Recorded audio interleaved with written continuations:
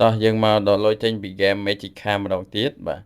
អញ្ចឹងចំនួនលុយ1រៀលចុច12សេនបាទយើងចុច withdraw all ដើម្បីដកបាទតែមុននឹងដកយើងពេញព័ត៌មាន PayPal របស់យើងបានត្រឹមត្រូវមកតបមកយើងចុច withdraw all បាទបន្តមកទៀតយើងចុច confirm កន្លែងនេះមកដើម្បីដកបាទតមកទៀតយើងចុចបន្តទៅមុខទៀតបាទកន្លែងនេះមកបាទអញ្ចឹងលុយនៅក្នុង balance គឺកាត់អស់តែម្ដងបាទអូខេអញ្ចឹងនៅក្នុង game នេះខ្ញុំសូមបញ្ជាក់គឺយើងអាចលេងបានកាក់ពីរកន្លែងបាទកន្លែងកាក់ខៀវលុយពណ៌ខៀវនេះគឺយើងអាចដកបានដែរប៉ុន្តែត្រូវបំពេញលក្ខខណ្ឌឲ្យពេញសពគ្រប់បាទលក្ខខណ្ឌនៅខាងក្រោមនេះបាទបំពេញលក្ខខណ្ឌនឹងអស់ទៅទើបយើងទទួលបានបាទ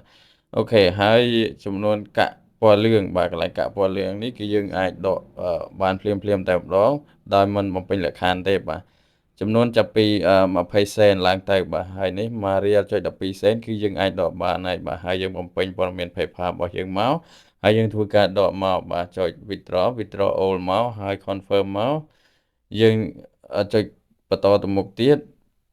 នោះវានឹងកាត់លុយចេញពី balance របស់យើងអស់តែម្ដងបាទអញ្ចឹង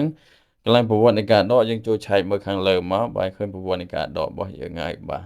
ហើយបន្ទាប់មកយើងធ្វើការរងចាំមកបើពេលដែលយើងដកហើយរងចាំបន្តិចមកគឺលុយនឹងធ្លាក់ចូលទៅក្នុង PayPal របស់យើងបាទហើយបើថាពេលខ្លះក៏អាចនឹងយូរពេលខ្លះក៏អាចនឹងលឿនបាទអូខេអរគុណច្រើនបាយបាយ